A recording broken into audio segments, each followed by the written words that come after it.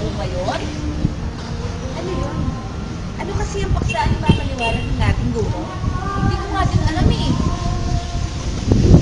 Dali. Tatanungan ko yun ng isa. Oo. Hindi ko yun eh. Meron ka ba na ano na yun? Meron ako. Yun, yung epico. Ah, epico pala siya!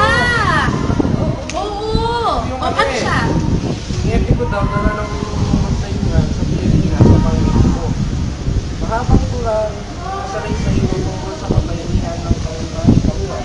Naglalaman ng epico ng mga pangyayaring hindi kapani-paniwala.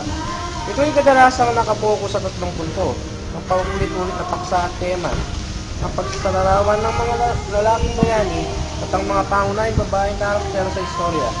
Ating makikita kung paano na ipapakita ng epiko ang kultura ng isang pangkat ng tao. Ah! Oo, alam ko yan. May paksa at tema yan. Kagaya ng katapangan at pakikipagsapalaran ng bayani. Ah, yung pala yun. At mga supernatural na gawa ng bayani.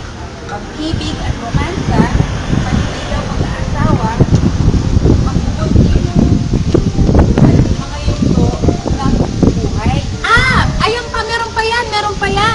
Hindi lang yan yung meron niya. Hindi lang yan yung paksa. Ito pa ang paksa. Kamatayan at pagkabuhay, pagkikipaglaban at kagitingan ng bayani. Pati na rin yung kayamanan, kaharian, at iba't ibang mga katiyahan o piging. Mga ritual at kaugalian, pati na rin ugnayan ng pagpapamilya. Stop! Epiko. Dala ng mga ninunong nandayuhan sa Pilipinas ang epiko.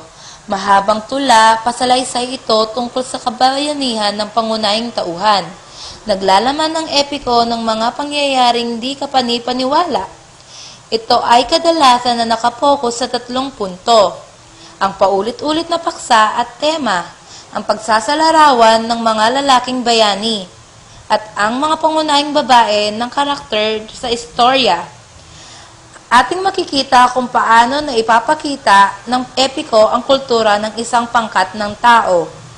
Ang kadalasang paksa o tema, katapangan at pakikipagsapalaran ng bayani, mga supernatural na gawa ng bayani, pag-ibig at romansa, panliligaw, pag-aasawa, pagbubuntis, mga yugto ng buhay, kamatayan at pagkabuhay, pakikipaglaban at kagitingan ng bayani, kayamanan, kaharian at iba't ibang mga kasiyahan o piging, mga ritual at kaugalian, ugnayan ng magkakapamilya.